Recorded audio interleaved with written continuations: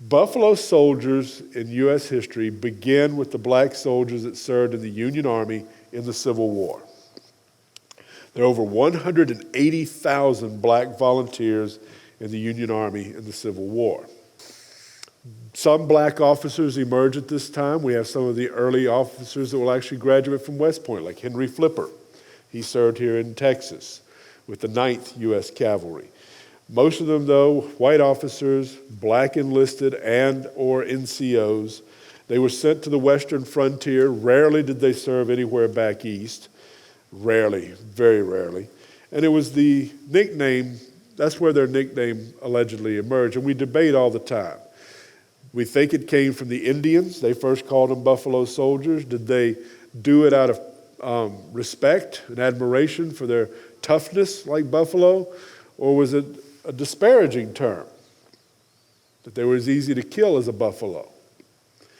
Doesn't matter, the Buffalo Soldiers themselves adopted the name and proudly wore it. Still use it today and use it as a great show of pride. With great pride among the Buffalo Soldiers themselves, among their descendants, and among those who study them. A lot of Buffalo Soldiers did serve in Texas, mostly around Fort Davis and in the far west of Texas.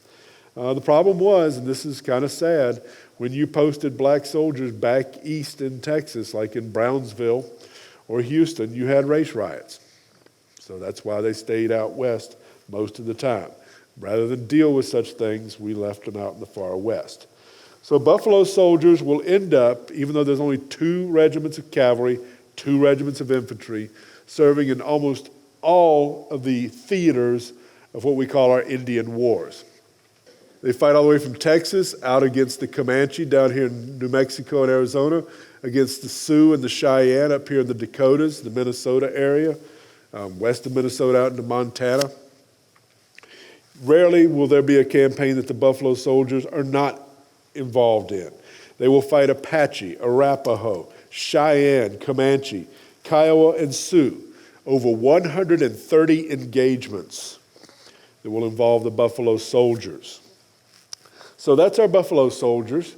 They're fighting hard and with distinction. They're out there doing their job. There's about 4 regiments of them. The cavalry is what will attract Remington's notice because that seems more romantic. We have a hardworking young artist from New York sent west. It's kind of a perfect marriage, isn't it?